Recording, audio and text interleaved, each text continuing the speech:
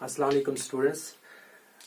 हम आज फिर से कंटिन्यू करेंगे केमिकल बॉन्डिंग, और उसके लिए हम जो टूल्स पढ़ रहे हैं अभी, आज हम वही टूल्स कंटिन्यू करेंगे। और आज का जो हम टूल है डिस्कस करेंगे दैट इज इलेक्ट्रोनेगेटिविटी। नाम से यहाँ पे आपको पता चलेगा।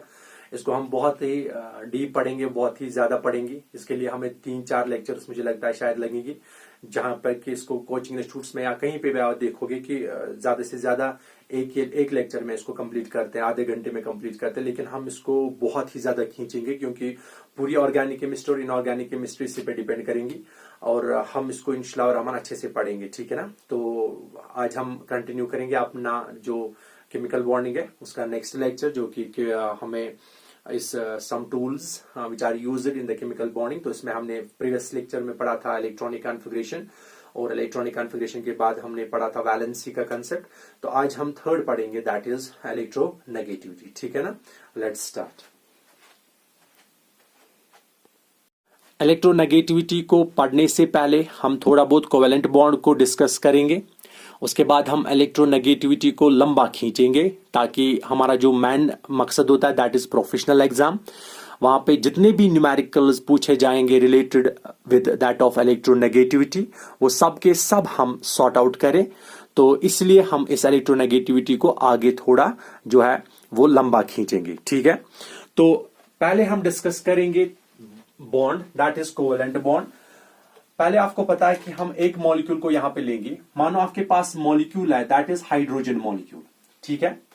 और हाइड्रोजन मॉलिक्यूल जो आपने हमेशा देखा होगा ये H2 लिखा होगा, न कि H3, H4, H5 नहीं, ये हमेशा H2 लिखा होगा, ठीक है। अब इस H2 का मतलब क्या है, देखिए पीरियोडिक टेबल में लास्ट वाली वीडियोस में मैंने आपको बताया था कि कुछ गैसेस होते हैं जिन्हें हम नोबल गैसेस बोलते हैं, ठीक है। उसमें क्या क्या आता है, उसमें आता है हीलियम, फिर क्या आता है, फिर आता है नियॉन, फिर आर्गन, फिर क्रिप्टॉन, फिर जेनॉन और फिर रेडॉन, ठीक है। ये नोबल गैसेस है। और आपको मैंने बताया था दैट इज हेना, नीना और करीना का एक्सरे रंगीन। इस तरह आप इसको याद रख सकते हो। इसमें अगर आप देखोगे ना, इसमें 2 इलेक्ट्रॉन्स होते हैं वैलेंस शेल में। इसमें अगर आप देखोगे, इसमें पहले में 2 और दूसरे में 8, मतलब इसके वैलेंस शेल में 8 इलेक्ट्रॉन्स होते हैं। और आर्गन में अगर आप देखोगे, इसमें पहले में 2, ठीक है, और दूसरे में क्या 8, और तीसरे में भी 8 इलेक्ट्रॉन्स होते हैं, मतलब इसके लास्ट शेल में भी 8 इलेक्ट्रॉन्स होते हैं, ऑक्टेट। इसके लास्ट शेल में 8 इलेक्ट्रॉन्स होते हैं दैट इज ऑक्टेट, और इसके वैलेंस शेल में 2 इलेक्ट्रॉन्स होते हैं दैट इज डुप्लेट। अगर आप इस क्रिप्टॉन की बात करोगे तो इसके लास्ट शेल में भी 8 इलेक्ट्रॉन्स होते हैं। अगर आप इस जेनॉन की बात करोगे तो इसके लास्ट शेल में भी 8 इलेक्ट्रॉन्स, और रेडॉन के लास्ट शेल में भी 8 इलेक्ट्रॉन्स होते हैं। क्योंकि ये गैसेस जो है ये स्टेबल गैसेस है, मतलब ये ना तो रिएक्शन में हिस्सा लेते हैं, ठीक है, इसलिए हम इनको बताते हैं कि ये क्या, ये इनर्ट गैसेस है, ठीक है। इंशाल्लाह रहमान 12th में आप पढ़ोगे कि नहीं, जो ये जेनॉन है, ठीक है, ये रिएक्शन में हिस्सा लेता है। तो वहां पे प्रॉब्लम क्या है वो इंशाल्लाह रहमान आप पी ब्लॉक एलिमेंट्स में पढ़ोगे जब आप 12th में जाओगे, ठीक है। फिलहाल आप छोड़िए, फिलहाल आप बात करिए कि यहाँ पे जो ये तो 2 इलेक्ट्रॉन्स है, मतलब ये डुप्लेट कंप्लीट कर रहा है, ये ऑक्टेट कंप्लीट कर रहा है, ये भी ऑक्टेट। अब क्या होगा, अब जिसमें वैलेंस शेल में क्या 2 इलेक्ट्रॉन जाएंगे, मतलब वो क्या कंप्लीट कर रहा है, डुप्लेट कंप्लीट कर रहा है।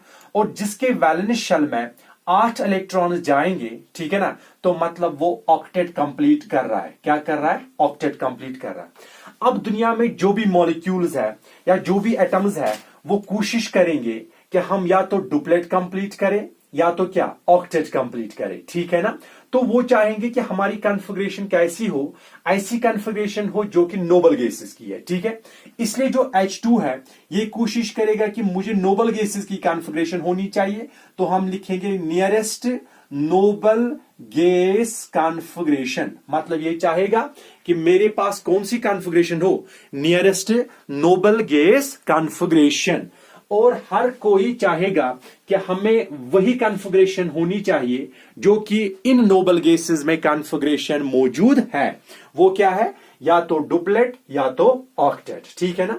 अब आप देखिए हाइड्रोजन में, हाइड्रोजन मॉलिक्यूल में क्या है, इसमें लास्ट में 1 इलेक्ट्रॉन है। अगर इसमें लास्ट में एक इलेक्ट्रॉन है तो ये कोशिश करेगा कि मुझे एक इलेक्ट्रॉन नहीं होना चाहिए, मुझे कितने इलेक्ट्रॉन्स होने चाहिए? 2 इलेक्ट्रॉन्स।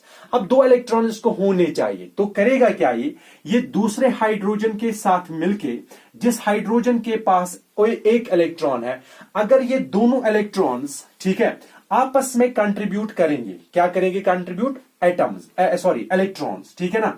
मतलब ये आपस में इलेक्ट्रॉन्स कंट्रीब्यूट कर रहे हैं तो इनके बीच में एक बॉन्ड बनेगा and that bond is called covalent bond, ठीक है। अब आप देखिए, इसने एक इलेक्ट्रॉन दिया, इसने भी एक इलेक्ट्रॉन दिया, और हाइड्रोजन चाहेगा कि इसके पास कितने इलेक्ट्रॉन्स होने चाहिए? 2 इलेक्ट्रॉन्स। अब होगा क्या? ये इसको एक इलेक्ट्रॉन दे रहा है, ये भी इसको एक इलेक्ट्रॉन दे रहा है। अगर आप देखोगे इस हाइड्रोजन में कितने इलेक्ट्रॉन्स हैं? 1 और 2। अब इस वाले हाइड्रोजन में देखिए, इस वाले हाइड्रोजन में भी वही 2 इलेक्ट्रॉन्स है, ठीक है ना। अब आप बताइए, जो इसने एक इलेक्ट्रॉन दिया था और इसने भी एक इलेक्ट्रॉन दिया था, ठीक है, ये दोनों इलेक्ट्रॉन जो है ये पेयर बना रहे हैं, जोड़ी बना रहे हैं, तो आप इसको नाम लिख रहे हो, that is called bond pair. क्या लिखते हो? Bond pair. और आप इसको शेयर्ड पेयर भी लिख सकते हो, या बॉन्ड पेयर या शेयर्ड पेयर, यानी ये वो इलेक्ट्रॉन्स है जिन्होंने बॉन्डिंग में क्या हिस्सा लिया होता है, ठीक है।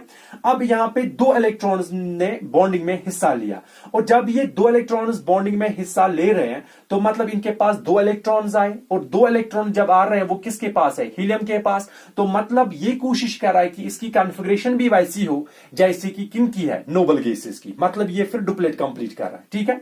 और डुप्लेट कंप्लीट करने के बाद क्या होगा? इसकी जो एनर्जी है ना, इसकी एनर्जी जो है वो डिक्रीज होगी। क्या होगी? डिक्रीज। मगर कौन सी एनर्जी डिक्रीज होगी? That is the potential energy. मतलब इसकी पोटेंशियल एनर्जी सिस्टम की वो कम होगी, और अगर इसकी पोटेंशियल एनर्जी कम हुई तो मतलब ये कंडीशन जो है ये इसको स्टेबिलिटी की ओर लेके जाएगा। मतलब ये हाइड्रोजन अभी स्टेबल नहीं था, लेकिन जब ये दूसरे हाइड्रोजन के साथ मिला के अपना डुप्लेट कंप्लीट कर रहा है और वो कॉन्फ़िगरेशन उनकी आती है जो कि नोबल गैसेस है, तो मतलब इसकी जो पोटेंशियल एनर्जी है वो कम हो रही है और ये सिस्टम क्या बन रहा है? स्टेबल बन रहा है, ठीक है ना। अब क्या हुआ? इसने भी एक इलेक्ट्रॉन दिया और इसने भी एक इलेक्ट्रॉन दिया, ठीक है ना। अब होगा क्या? देखिए, अब आप कोशिश करिए कि मैं चाहता हूं कि मैं इस बॉन्ड को तोड़ूंगा, ठीक है। तोड़ने के लिए क्या करना है? मुझे इसको एनर्जी देनी है, और उस एनर्जी को मैंने बताया था, that is called dissociation energy. That is called dissociation energy, यानी वो एनर्जी जो बॉन्ड को तोड़ने के लिए हम इस्तेमाल करते हैं। आप इसको बॉन्ड एनर्जी भी लिख सकते हो, आप इसको बॉन्ड एंथैल्पी भी लिख सकते हो, या बॉन्ड डिसोसिएशन एनर्जी भी लिख सकते हो, या क्लीवेज एनर्जी भी आप लिख सकते हो, ठीक है। अब हम इसको एनर्जी दे रहे हैं ताकि बॉन्ड जो है वो ब्रेक डाउन हो, और ब्रेक डाउन के बाद क्या होगा? अब इनके बीच में कितने इलेक्ट्रॉन्स थे? ये हाइड्रोजन था, इसका एक इलेक्ट्रॉन, और उस वाले हाइड्रोजन का भी एक इलेक्ट्रॉन। जब हम इसको तोड़ेंगे, क्योंकि दोनों की टेंडेंसी इक्वल है, मतलब ये भी उसकी भी पोटेंशियल, इसकी भी स्ट्रेंथ उतनी है जितनी कि इस हाइड्रोजन की है। अब होगा क्या? ये जो बीच में जो बॉन्ड पेयर था, ये वाला बॉन्ड पेयर था, मींस इसके पास इसमें 2 इलेक्ट्रॉन्स थे, इसके इक्वल जो है पार्टीशंस होंगे, इक्वल हिस्से होंगे। होगा क्या? ये इलेक्ट्रॉन जाएगा इसकी ओर और ये इलेक्ट्रॉन जाएगा इसकी ओर, तो बनेगा इस तरह H, फिर एक इलेक्ट्रॉन और दूसरा हाइड्रोजन और इसके पास भी एक इलेक्ट्रॉन, ठीक है। और बीच में हम इसको लिखेंगे प्लस, क्योंकि 2 हाइड्रोजन बन रहे हैं, हाइड्रोजन मॉलिक्यूल से 2 हाइड्रोजन एटम्स निकल रहे हैं, और इसके पास भी एक इलेक्ट्रॉन और इसके पास भी एक इलेक्ट्रॉन। अब मुझे बताइए, इसके पास एक इलेक्ट्रॉन है, होने कितने चाहिए? 2। अब ये स्टेबल है कि अनस्टेबल? ये अनस्टेबल है। क्या है? अनस्टेबल। अगर आप इसकी बात करोगे, ये भी अनस्टेबल है, ठीक है ना। इसके पास भी कितने इलेक्ट्रॉन्स है? एक इलेक्ट्रॉन। तो ये भी कोशिश करेगा कि नहीं, मुझे एक इलेक्ट्रॉन नहीं होना चाहिए, मुझे कितने होने चाहिए? 2। और वो तभी इसके पास मुमकिन है जब ये आपस में बॉन्डिंग बनाए, ठीक है। और बॉन्डिंग जब ये करेंगे ना, ये अनस्टेबल कंडीशन और ये अनस्टेबल कंडीशन मिला के स्टेबल कंडीशन प्रोवाइड करेंगे, मींस उनकी पोटेंशियल एनर्जी फिर कम होगी, ठीक है। तो ये कंडीशन थी। अब हम मान के चलेंगे कि इस हाइड्रोजन के बदले हम मानेंगे कि ए एटम है, और दूसरे वाले हाइड्रोजन में मानेंगे कि इसके बदले जो है वो बी एटम है, ठीक है। अब इसमें हम हाइपोथेटिकल कंसेप्ट लेके चलेंगे, मींस ए एटम और बी एटम के बीच, ठीक है। एक हमारे पास ए एटम होगा और दूसरा हमारे पास कौन सा एटम होगा, बी एटम। आपको मैंने बताया कि बॉन्ड तभी बनेगा जब उसकी पोटेंशियल एनर्जी कम हो, और पोटेंशियल एनर्जी जितनी कम होगी उतनी ज्यादा स्टेबिलिटी होगी, ठीक है। और वो स्टेबल कैसे बनते हैं, वो इसलिए स्टेबल बनते हैं कि वो चाहते हैं कि उनमें डुप्लेट कंप्लीट हो और ऑक्टेट कंप्लीट हो, ठीक है। अब आप देखिए, मानो आपके पास एटम ए था, इसमें एक इलेक्ट्रॉन है, और आपके पास एटम बी था, इसमें भी एक इलेक्ट्रॉन है। अगर ये दोनों कंट्रीब्यूट कर रहे हैं एक एक electron, equal sharing, mutual sharing, ठीक है ना, ये मीन्स ये भी एक इलेक्ट्रॉन दे रहा है, ये भी एक इलेक्ट्रॉन दे रहा है, ताकि इनका या तो डुप्लेट या तो ऑक्टेट कंप्लीट हो, तो हम इसको बताते हैं that is the mutual bond. क्या बॉन्ड है ये, म्यूचुअल बॉन्ड। और इस म्यूचुअल बॉन्ड को आप एक और नाम से याद रख सकते हो, that is covalent bond, that is covalent bond. Means या तो म्यूचुअल बॉन्ड होगा या तो क्या, कोवेलेंट बॉन्ड होगा, ठीक है। अब आप देखिए, मानो ये जो इलेक्ट्रॉन पेयर है, ठीक है, इसका एक इलेक्ट्रॉन और इसका एक इलेक्ट्रॉन है, दोनों ने अब ये कंट्रीब्यूट किया है, शेयर किया है, म्यूचुअल शेयर किया है, ठीक है ना। और ये इलेक्ट्रॉन कैसे रहेगा, ये ए और बी एटम के सेंटर में रहेगा, और इस पेयर पे दोनों का हक होगा, ठीक है ना। यानी ए का भी उतना हक और बी का भी उतना हक, ठीक है। क्यों, क्योंकि दोनों की स्ट्रेंथ जो है वो सेम है, दोनों की स्ट्रेंथ जो है वो क्या है, सेम, ठीक है ना। मीन्स दोनों की स्ट्रेंथ जो है वो दोनों की सेम है। अगर दोनों की स्ट्रेंथ सेम है तो ये जो इलेक्ट्रॉन पेयर है, ठीक है ना, दैट इज बॉन्ड पेयर, ये to some extent it will remain between the centre of two atoms, ठीक है ना, इन अ मॉलिक्यूल। आया समझ। अब आप मान के जाइए, अब आप इसको तोड़ना चाहते हो, क्या चाहते हो, तोड़ना। तोड़ने के बाद क्या होगा, यहां पे इसने भी एक इलेक्ट्रॉन दिया था और इसने भी एक इलेक्ट्रॉन दिया था, और दोनों की स्ट्रेंथ क्या है, सेम। तो होगा क्या, होगा ये कि अब जब हम इसको तोड़ेंगे ना, ये एक इलेक्ट्रॉन इसके पास जाएगा, अपना शेयर लेके वो जाएगा, और बी अपना शेयर लेके जाएगा, दोनों ने कंट्रीब्यूट किया था इक्वल, ठीक है। और यहां पे क्या बन रहा है, ए डॉट प्लस क्या बन रहा है, बी डॉट, मतलब दोनों की स्ट्रेंथ सेम है, मतलब strength of A atom is equal to strength of B atom. Means दोनों की स्ट्रेंथ क्या है, सेम। और सेम होने के बाद क्या होगा, ये एक इलेक्ट्रॉन लेके जाएगा, ये अपना इलेक्ट्रॉन लेके जाएगा, ठीक है। अब आप बताइए, इसमें एक इलेक्ट्रॉन है, या तो इसके पास क्या होना चाहिए, डुप्लेट, और क्या होना चाहिए, ऑक्टेट। अब इसके पास क्या है, सिंगल इलेक्ट्रॉन, ये पेयर्ड नहीं है, ये क्या है, अनपेयर्ड। जिसमें अनपेयर्ड इलेक्ट्रॉन होगा ना, that is called free radical, that is called free radical. Means free radical वो स्पीशीज है which contains unpaired electrons, which contains unpaired electrons. In order to pair up, इनको पेयर अप होने के लिए, ठीक है ना, क्या करना है, इनको किसी के साथ मिलके क्या बनाना है, फिर बॉन्ड बनाना पड़ेगा, तब जाके ये स्टेबल बनेंगे। मतलब फ्री रेडिकल जो होते हैं ना, दीज आर जनरली अनस्टेबल, ये क्या होते हैं, अनस्टेबल। इंशाल्लाह रहमान ऑर्गेनिक केमिस्ट्री में इस पे आप बहुत सारा डिस्कशन करोगे, ठीक है। अगर दोनों की स्ट्रेंथ सेम है, मींस ए की भी स्ट्रेंथ सेम है और बी की भी स्ट्रेंथ सेम है, दोनों की स्ट्रेंथ इक्वल है, तो जो बिटवीन इलेक्ट्रॉन पेयर, इन दोनों के बीच में बॉन्ड पेयर था, उसमें से एक अपना लेके जाएगा और दूसरा अपना इलेक्ट्रॉन लेके जाएगा, और टूटने के बाद ये अनपेयर्ड इलेक्ट्रॉन बनाएगा और इसके पास भी अनपेयर्ड इलेक्ट्रॉन होगा, तो वहां पे हमें जो स्पीशीज बनती है that is free radical which is highly unstable. In order to become stable, इसको करना क्या, इसको फिर किसी के साथ मिलके अपना डुप्लेट और ऑक्टेट कंप्लीट करना पड़ेगा, तब जाके ये स्टेबल बनेगा, ठीक है। ये कंडीशन थी किसकी, जब कंडीशन हम पढ़ रहे थे ए और बी की। अब दूसरी कंडीशन है, ठीक है। आप मानो कि एक एटम है दैट इज ए और दूसरा एटम है दैट इज बी, ठीक है। अब इसने भी एक एटम इलेक्ट्रॉन कंट्रीब्यूट किया और बी ने भी एक इलेक्ट्रॉन कंट्रीब्यूट किया। अब ये डुप्लेट कंप्लीट करने के लिए, ऑक्टेट कंप्लीट करने के लिए ये क्या करेंगे, ये बॉन्डिंग में हिस्सा लेंगे। क्या लेंगे, बॉन्डिंग में हिस्सा। और हिस्सा लेने के बाद यहां पे जो बॉन्ड बनेगा that is covalent bond, that is covalent bond. अब दोनों ने म्यूचुअल शेयरिंग की, इसने भी एक इलेक्ट्रॉन दिया और इसने भी एक इलेक्ट्रॉन दिया। अब दोनों ने म्यूचुअल शेयरिंग की, तो मतलब बॉन्ड जो बनेगा यहां पे वो कौन सा बॉन्ड होगा, कोवेलेंट बॉन्ड, ठीक है। अब आप मान के जाइए कि ए की टेंडेंसी या ए की स्ट्रेंथ जो है वो बी से ज्यादा है, ए की स्ट्रेंथ क्या है, मीन्स ए की स्ट्रेंथ जो है वो किससे, वो बी से ज्यादा है। अगर ए की स्ट्रेंथ बी से ज्यादा, ए का पावर बी से ज्यादा है, ठीक है ना, तो होगा क्या, इन्होंने जो इलेक्ट्रॉन दिए थे, इसने भी एक दिया था और इस बी ने भी एक इलेक्ट्रॉन दिया था, ठीक है। और ये क्या होगा, इस पे ए की टेंडेंसी मींस ए का जो पोटेंशियल, या आप इस तरह याद रख सकते हो कि ए की जो टेंडेंसी है या ए की जो स्ट्रेंथ है वो बी से क्या ज्यादा है। तो वो जो बॉन्ड पेयर था, जो इसने भी एक इलेक्ट्रॉन दिया था, इसने भी इलेक्ट्रॉन दिया था, ठीक है ना, वो टू सम एक्सटेंट बी की ओर, सॉरी ए की ओर मुड़ेगा, ठीक है ना, कुछ हद तक वो जाएगा किसकी ओर, ए की ओर, क्योंकि ए की टेंडेंसी ज्यादा है एज कंपेयर टू बी, ठीक है ना। अट्रैक्ट करने की टेंडेंसी शेयर्ड पेयर को अपने ओर खींचने की टेंडेंसी ए की ज्यादा है एज कंपेयर टू बी, ठीक है ना।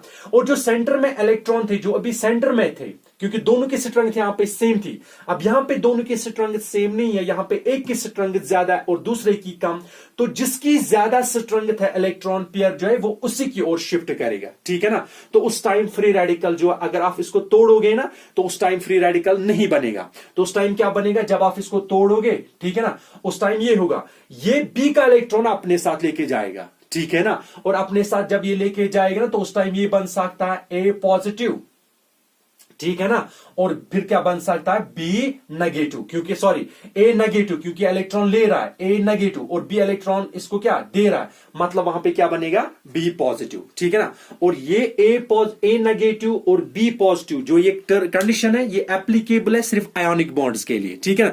तो मतलब कोवेलेंट बॉन्ड्स में भी कुछ हद तक आयोनिक कैरेक्टर होता है, ठीक है ना।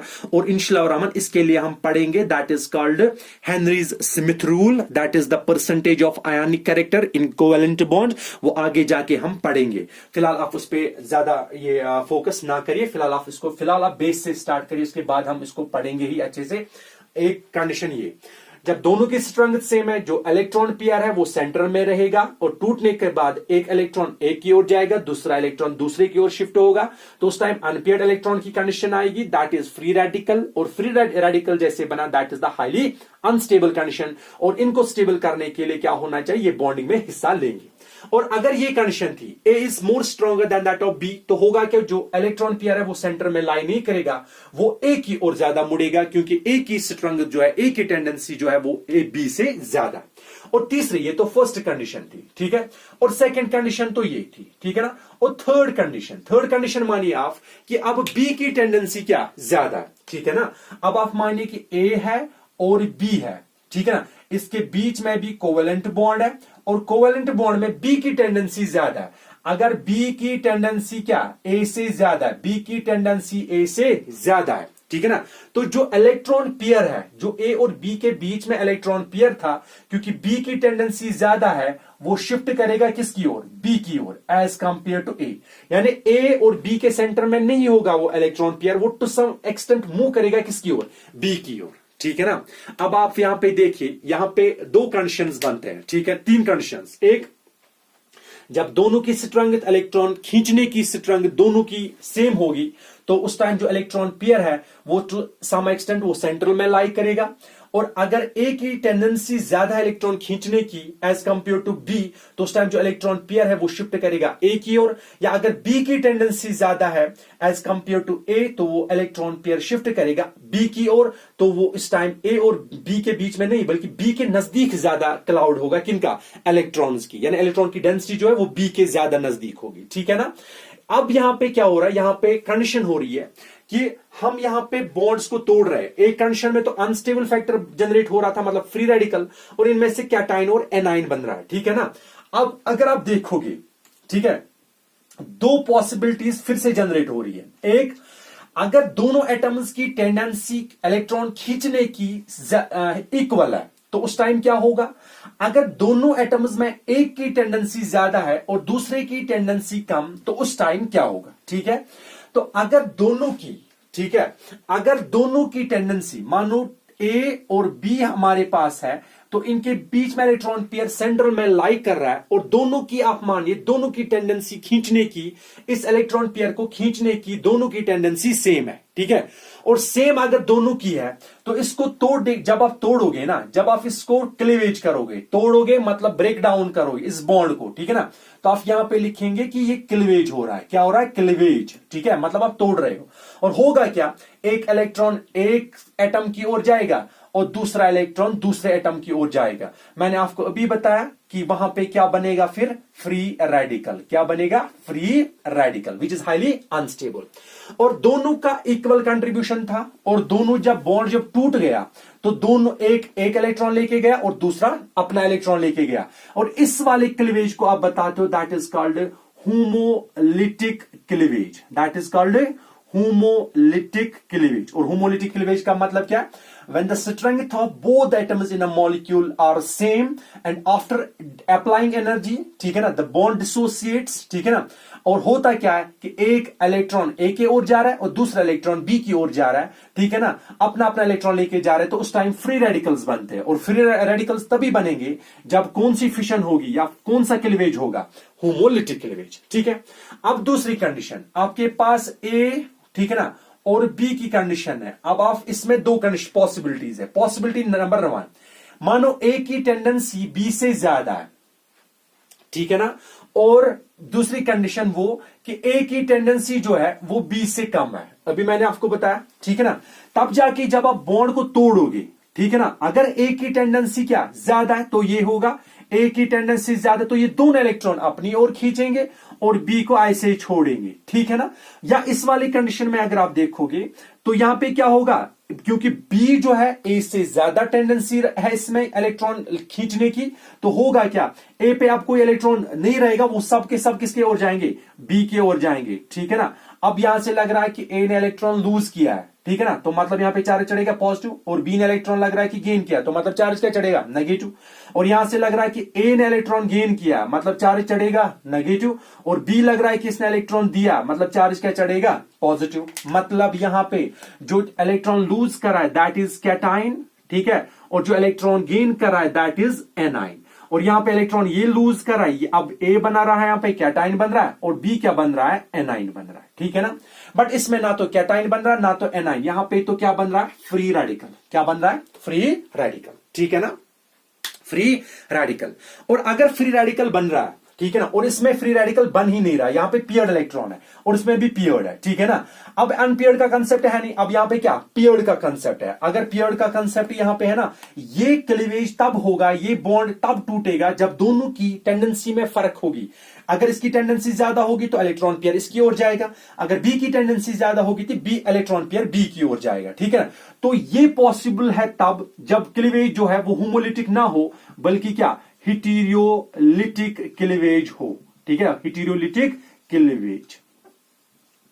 कौन सी क्लीवेज होगी? हिटीरियोलिटिक क्लीवेज।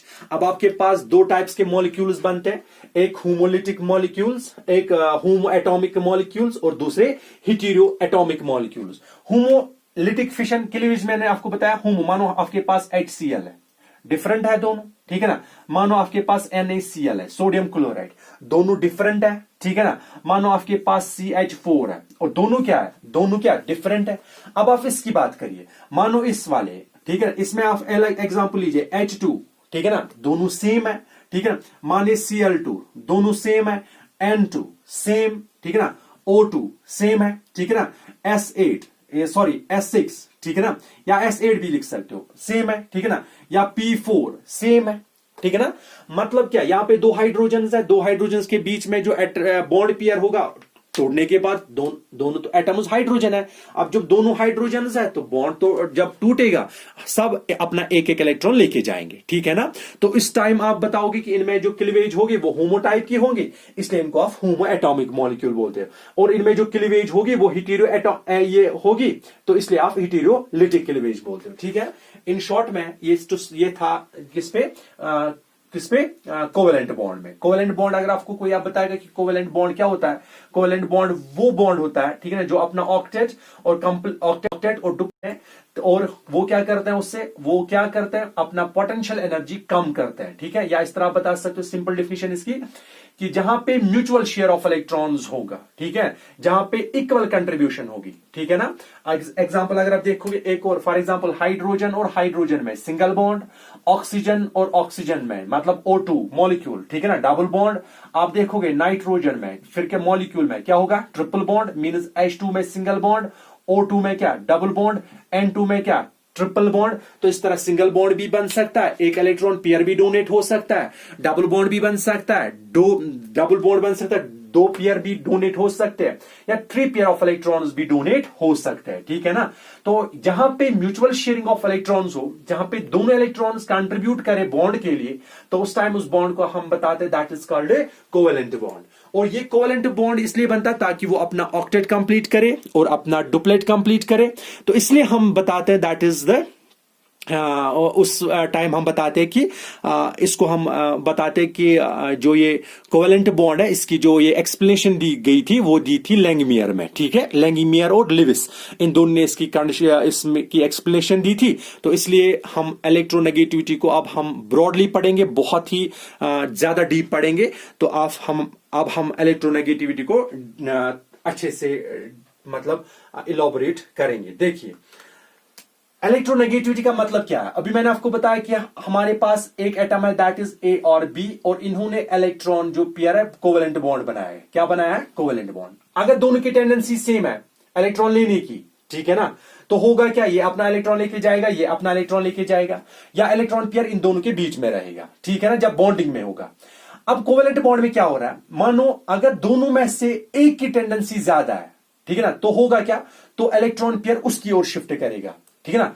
किसमें कितनी कैपेबिलिटी है, किसमें कितनी टेंडेंसी है कि वो जो इलेक्ट्रॉन पेयर इनके बीच में है, ठीक है ना, उसको वो अपनी ओर खींचे, दैट इज कॉल्ड इलेक्ट्रोनेगेटिविटी। और इलेक्ट्रोनेगेटिविटी क्या है, ये एटम ए एटम मिलके बी एटम के साथ जब मिलता है ये मॉलिक्यूल बनाता है। कौन सा मॉलिक्यूल बनाता है, ये ए बी मॉलिक्यूल। क्या बना रहा है, ये ए बी मॉलिक्यूल, ठीक है। अगर ये अब ए बी मॉलिक्यूल बना रहा है, ठीक है, अब आप देखिए ए बी मॉलिक्यूल का, मैंने आपको बताया कि ए बी मॉलिक्यूल में क्या होगा, अगर ए और बी के बीच में इलेक्ट्रॉन पेयर है, ये लाइक कर रहा है किसमें, टू ए और बी के बीच में, ठीक है ना।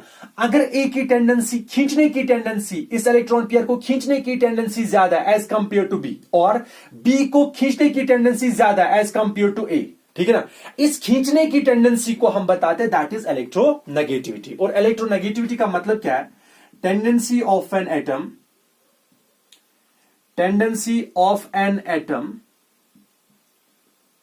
of element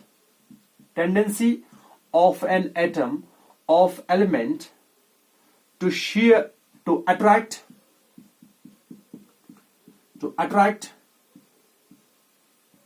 shared pair of electrons towards itself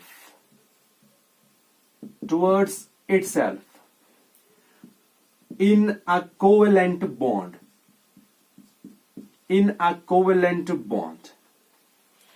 is called electronegativity, ठीक है ना।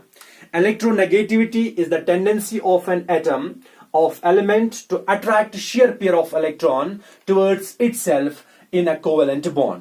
कोवेलेंट बॉन्ड में जो इलेक्ट्रॉन पेयर बीच में होता है, जिसकी ज्यादा टेंडेंसी होगी कि वो उसको अपनी ओर खींच रहा है, ठीक है ना, उस टेंडेंसी को हम जो मेजर करें, हम मेजर करते हैं इन टर्म्स ऑफ इलेक्ट्रोनेगेटिविटी। और इलेक्ट्रोनेगेटिविटी का मतलब क्या है, tendency of an element to attract shared pair of electron towards itself, ठीक है ना, in a covalent bond. But बात हो रही है सिर्फ और सिर्फ किनकी, शेयर्ड पेयर की, यानी वो जिन्होंने इलेक्ट्रॉन्स जिन्होंने बॉन्डिंग में हिस्सा लिया है, ठीक है ना।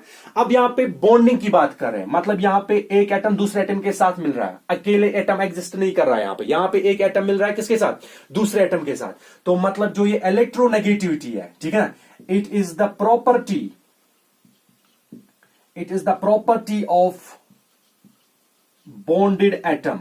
ये प्रॉपर्टी है किसकी, बॉन्डेड एटम की। बॉन्डेड एटम की मतलब ए और बी आपस में मिला है तो इन्होंने मॉलिक्यूल बनाया है। क्या बनाया, ये ए एटम है और ये कौन सा एटम है, बी एटम है। जब ये मिले तो इन्होंने ए बी बनाया, बट ए बी जो है वो क्या है, मॉलिक्यूल। क्या है? मॉलिक्यूल।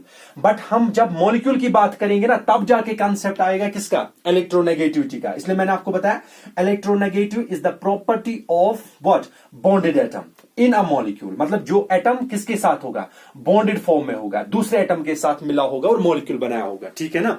ये बनता है इलेक्ट्रोनेगेटिविटी की डिफिनेशन। ठीक है, हम इसको बहुत लंबा खींचेंगे, बहुत ज्यादा। ठीक है, फिलहाल आप डिफिनेशन पे ही इसको थोड़ा, क्योंकि हम इस पे, मुझे लग रहा है कि 2-3 लेक्चर्स हमें इस पे भी देने पड़ेंगे। जबकि आप लोगों ने जहां पढ़ा होगा वहां पढ़ा होगा तो आपने इसको शायद आधे घंटे के लेक्चर में सारा कुछ खत्म किया होगा। ठीक है, बट हम इसको आधे घंटे में नहीं पढ़ेंगे, हम इसको बहुत इलाबोरेट पढ़ेंगे, क्योंकि हमने स्केल्स भी पढ़नी है।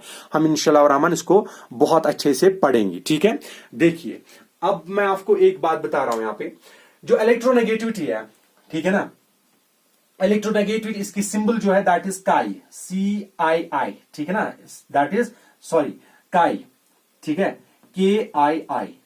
ठीक है, दैट इज काई।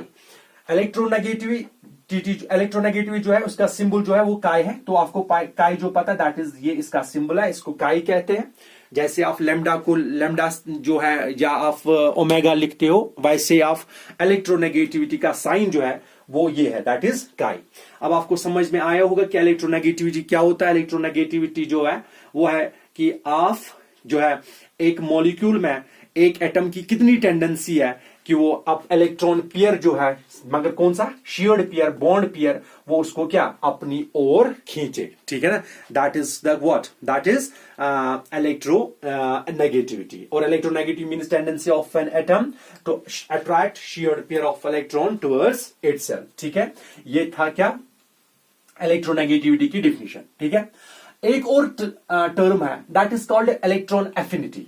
ठीक है ना, हम पहले इलेक्ट्रॉन एफिनिटी को इलेक्ट्रोनेगेटिविटी के साथ कंपेयर करेंगे, और उसके बाद आप देखोगे कि बहुत ही बढ़िया स्केल्स हम इसमें पढ़ेंगे, जैसे कि मुल्किन स्केल, जैसे कि पॉलिंग स्केल, जैसे कि RA स्केल पढ़ेंगे। ठीक है ना, फिलहाल हम इसको इलेक्ट्रोनेगेटिविटी को थोड़ा बहुत इसके साथ रिलेट करेंगे, दैट इज इलेक्ट्रॉन एफिनिटी। ठीक है, अगर आप देखोगे ना, इलेक्ट्रोनेगेटिविटी जो है, मैंने आपको भी बताया, it's the tendency of an atom to attract the shared pair of electron towards itself. ठीक है ना, मैंने आपको भी बताया कि इलेक्ट्रोनेगेटिविटी जो है ये मॉलिक्यूल में, यानी एटम्स की प्रॉपर्टी है, but in a molecular form. ठीक है ना, मतलब property of a bonded atom. ठीक है, और अगर हम अब बात करेंगे किसकी? बात करेंगे हम इलेक्ट्रॉन एफिनिटी की। याद रखिएगा, इलेक्ट्रोनेगेटिविटी जो है इसको आप किसी टर्म के साथ रिलेट करते हो। ये जो इलेक्ट्रोनेगेटिविटी है ना, ये नॉन मेजरेबल क्वांटिटी है। Electronegativity is a non measurable quantity. ठीक है ना, मतलब वो क्या होता है नॉन मेजरेबल क्वांटिटी? यानी ये is not a measurable quantity, आप इसको मेजर नहीं कर सकते हो। हाँ, एक काम कर सकते हो, आप इसको किसी के साथ रिलेट कर सकते हो। ठीक है ना, और जब आप किसी भी टर्म को किसी के साथ रिलेट कर सकते हो ना, मीन्स रिलेटिव कंसेप्ट जो बनता है, ठीक है ना, उसका कोई भी यूनिट नहीं होता, तो मतलब इसका यूनिट नहीं है। ठीक है ना, it has no unit. Electronegativity का कोई यूनिट है नहीं।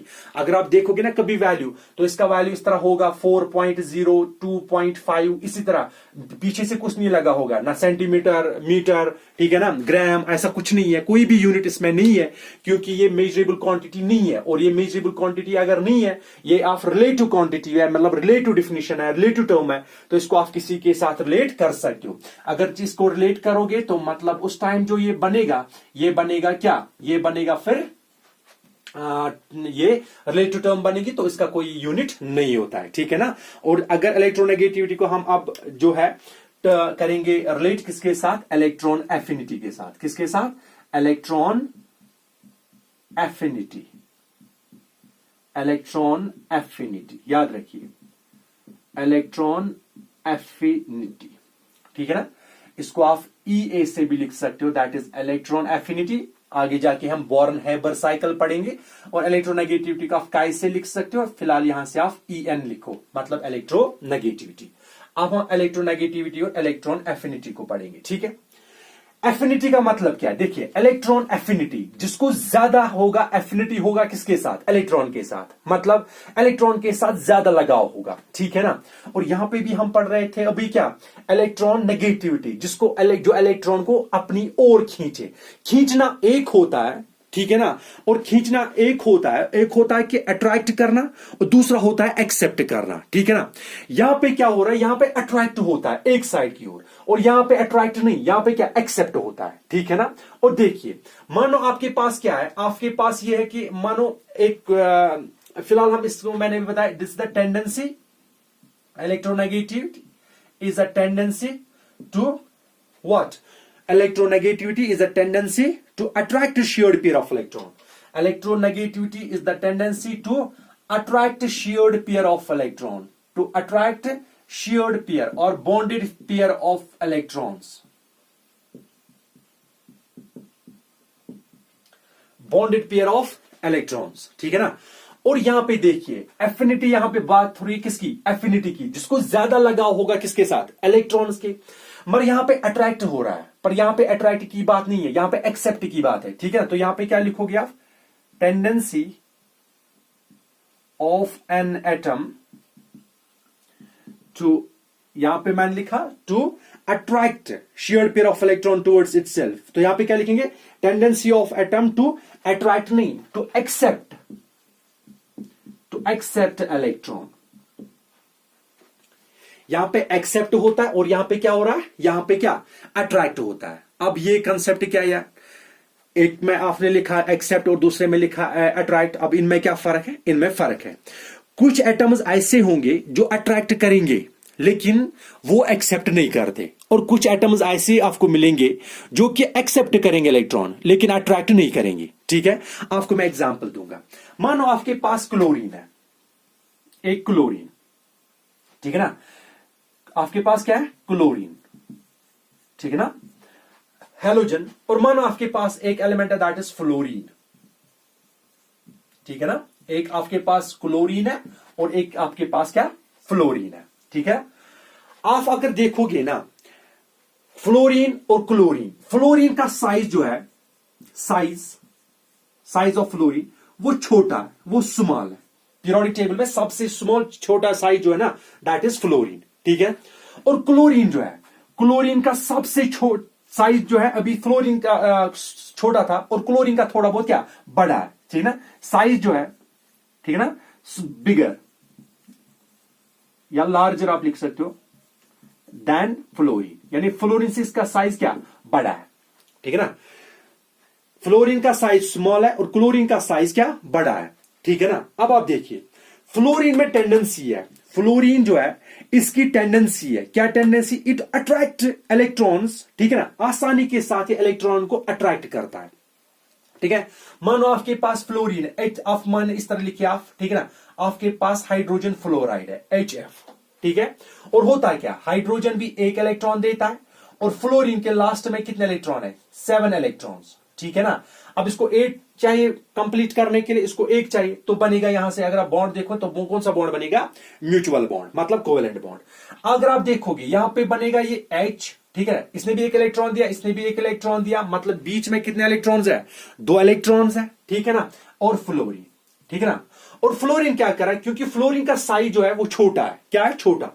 इसका साइज जो छोटा है ना, न्यूक्लियस नजदीक है, साइज क्या है, साइज छोटा है।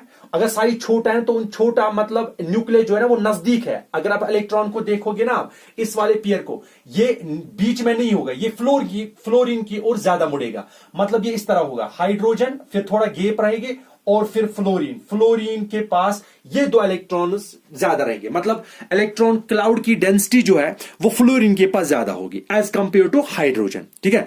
मतलब फ्लोरीन इलेक्ट्रॉन पेयर को अपनी ओर खींच रहा है, ठीक है ना, लेकिन एक्सेप्ट नहीं करेगा जल्दी, ये एक्सेप्ट जल्दी नहीं करता है।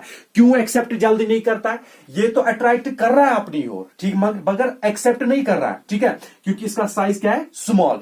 और स्मॉल का मतलब है ही आपको कि मानो फ्लोरीन में लास्ट शेल में कितने इलेक्ट्रॉन्स है, 7 इलेक्ट्रॉन, साइज क्योंकि स्मॉल है, अगर आप इसको इलेक्ट्रॉन दोगे ना, यहां पे इलेक्ट्रॉन रिपल्शन होगी, और इलेक्ट्रॉन अगर रिपल्शन हुई ना तो मतलब ये इलेक्ट्रॉन जल्दी नहीं लेगा, ठीक है। हमें लग रहा है कि नहीं ये तो जल्दी इलेक्ट्रॉन लेगा, बट स्मॉल साइज की वजह से इलेक्ट्रॉन जल्दी नहीं लेगा। इसका मतलब क्या हुआ, इसका मतलब ये हुआ कि इसमें क्या अट्रैक्ट करने की टेंडेंसी ज्यादा है as compare to accept, means ये एक्सेप्ट जल्दी नहीं करता मगर अट्रैक्ट जल्दी करता है, मतलब इसका जो अट्रैक्टिंग पावर है वो ज्यादा है, बट एक्सेप्टिंग पावर जो वो क्या है, कम, अब आप क्लोरीन की बात करिए, क्लोरीन का साइज क्या है? बड़ा।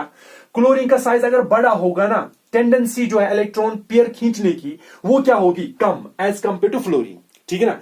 मीन्स इसकी जो, अगर फॉर एग्जांपल आप इस तरह लिखोगे HCl हाइड्रोजन क्लोराइड, तो इनके बीच में भी इलेक्ट्रॉन इस तरह होगा, मींस क्लोरीन इलेक्ट्रॉन पेयर को अपनी ओर खींचेगा और यहां पे फ्लोरीन अपनी ओर खींच रहा था। ठीक है ना? अब मसला यहां पे है सर, यहां पे फ्लोरीन है साइज स्मॉल है और यहां पे क्लोरीन है साइज क्या है? फ्लोरीन से ज्यादा। अगर हम क्लोरीन को एटम एलिमेंट इलेक्ट्रॉन देंगे ना, ये जल्दी इलेक्ट्रॉन एक्सेप्ट करेगा। क्यों? क्योंकि साइज बड़ा है और न्यूक्लियस से दूर है, और अगर न्यूक्लियस से दूर है ना शेल, ठीक है ना, तो रिपल्शन कम होगी, तो इसको लेने की टेंडेंसी ज्यादा है, मतलब एक्सेप्ट करने की टेंडेंसी ज्यादा है और इसमें अट्रैक्ट करने की टेंडेंसी ज्यादा है। अगर आप देखोगे ना पीरियोडिक टेबल में, अब आप देखोगे पीरियोडिक टेबल में क्लोरीन जो है, chlorine has the highest tendency, ठीक है ना, chlorine has the highest tendency of has the highest tendency to accept electron, मतलब क्लोरीन के इलेक्ट्रॉन एफिनिटी हाई है। ठीक है ना? और fluorine has the highest tendency to attract share electron. ठीक है ना? तो मतलब जो ये क्या है, ये फ्लोरीन की टेंडेंसी क्या है? इलेक्ट्रॉन अट्रैक्ट करने की टेंडेंसी ज्यादा, मगर इलेक्ट्रॉन एफिनिटी की टेंडेंसी कम, और इसकी इलेक्ट्रॉन एफिनिटी ज्यादा है बट इलेक्ट्रोनेगेटिविटी क्या? कम। तो पीरियोडिक टेबल में अगर आप देखोगे इसकी इलेक्ट्रो एफिनिटी जो है, ठीक है ना, वो ज्यादा है, बट इसकी जो इलेक्ट्रोनेगेटिविटी है वो क्या है? कम। अगर आप फ्लोरीन की देखोगे, फ्लोरीन का क्या? फ्लोरीन का इलेक्ट्रॉन एफिनिटी जो है वो कम है, लेस, ठीक है ना, बट फ्लोरीन का जो क्या इलेक्ट्रोनेगेटिविटी है वो क्या है? ज्यादा, मतलब more, as compare to what? As compare to chlorine. अगर आप फ्लोरीन और क्लोरीन को आपस में कंपेयर करोगे, means chlorine has high electron affinity, that means it attracts electron, it accepts electron very easily। और अगर आप फ्लोरीन की बात करोगे तो फ्लोरीन का जो इलेक्ट्रॉन एफिनिटी होता है वो लेस है, मतलब it has tendency to attract electron towards itself, but it has not that much tendency to accept electron because of it is small size। ठीक है ना? Means in a periodic table chlorine has the highest electron affinity and in the periodic table fluorine has the highest electronegativity। electro affinity एक होता है, electronegativity दूसरा concept है। electronegativity जो है, ठीक है ना, ये होता है क्या? जब ये electronegativity जो होता है, मैंने आपको बताया, इसका मतलब है अट्रैक्ट करना, shared pair of electron towards itself, और इलेक्ट्रॉन एफिनिटी का मतलब है टू एक्सेप्ट इलेक्ट्रॉन्स, इलेक्ट्रॉन को एक्सेप्ट करना और वहां पे इलेक्ट्रॉन को अट्रैक्ट करना। अट्रैक्ट अलग होता है और एक्सेप्ट अलग होता है। ठीक है ना? अट्रैक्ट का यहां पे अगर अट्रैक्ट करेगा ना, वो एक होता, वहां पे चार्ज वार्ज का कंसेप्ट होता नहीं है, अट्रैक्ट कर रहा है, हाँ पार्शियल वो अलग होता, वो थोड़ा बहुत स्लाइटली चार्ज का कंसेप्ट आएगा अभी, बट वहां पे इलेक्ट्रॉन एफिनिटी में आएगा क्या? पॉजिटिव और नेगेटिव का कंसेप्ट, ज्यादातर ये आयोनिक बॉन्ड्स में चलेगा। ठीक है? अब आप देखिए tendency of an atom to attract a sheer pair of electrons towards itself and tendency of an atom to accept electrons। ठीक है ना? मैंने आपको भी बताया कि ये तब वैलिड है जब एक एटम दूसरे एटम के साथ मिलता है। ठीक है ना? तो मैंने आपको बताया था ये कंडीशन किसके लिए है? बॉन्डेड कंडीशन के लिए। क्या है? किसके लिए? बॉन्डेड के लिए। ठीक है ना? और अगर आप, मैंने आपको बताया कि ये बॉन्डेड के लिए है, अगर आप इसको देखोगे अब इलेक्ट्रॉन एफिनिटी को, ठीक है ना, this is the property of an individual atom. ठीक है ना? This is the property of what? This is the property of single atom नहीं था ये, ठीक है ना, ये था this is the property of an individual atom. This is the property of an individual, या सिंगल आप लिख सकती हो। This is the property of individual atom और सिंगल एटम। ठीक है ना? और मैंने आपको भी बताया था कि electronegativity it is the property of bonded atom.